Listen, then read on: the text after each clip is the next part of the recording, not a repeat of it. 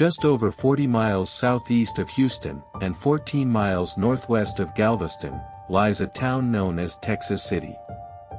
First settled in the 1830s by cattle ranchers and fruit growers, its founders saw the location's potential as a shipping port for crops and goods, and incorporated it as a city in 1911. Texas City is home to the Texas City Dike, a man-made breakwater, built of granite blocks in the 1930s. It was designed to protect the lower Houston Ship Channel from silting, but today it's known as the world's longest man-made fishing pier, stretching more than 5 miles into Galveston Bay. The dike is where industry and ocean collide. On one side, there are refineries, with things like fire, smoke, and steel. On the other side, there is the bay, with things such as storms, waves, and shipwrecks. On a clear day, it's peaceful. Fishermen casting lines, families enjoying the water.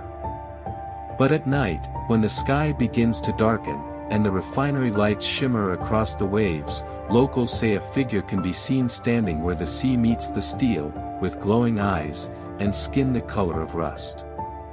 They call him, the melted phantom of the dike.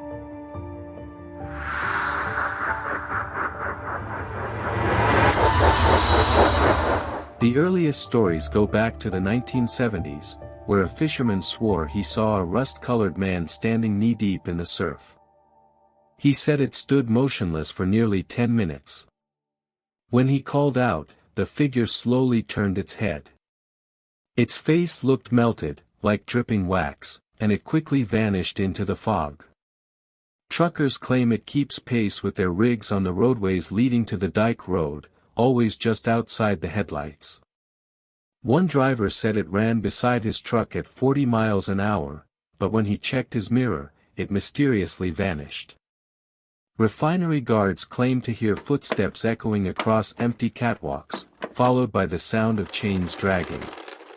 But every time they check, no one is there.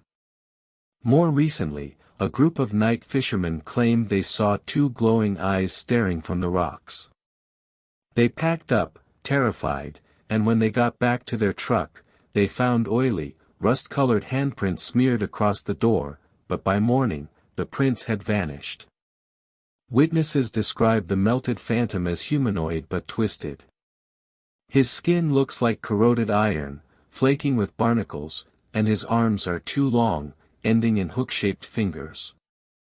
His face is described as melted, fused, with only faint glowing pits for eyes, and when he moves, people say it sounds like chains scraping across concrete. Some locals tie the creature to the Texas City disaster of 1947, one of the deadliest industrial explosions in American history.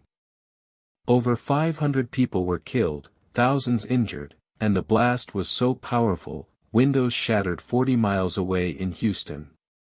Entire neighborhoods disappeared, with some victims who were never identified, and some who were never found.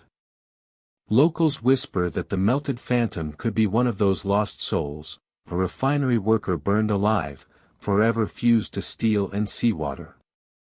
But others believe it isn't a ghost at all. Some say it's a spirit born from the Gulf itself, rust, oil, and seawater, given a form. A creature that feeds on tragedy, appearing during storms, fog, or on the anniversaries of disasters. Skeptics argue it's just shadows, fog, or misidentified drifters, but believers say the melted phantom is more than a legend, he's a warning, that something terrible is going to happen.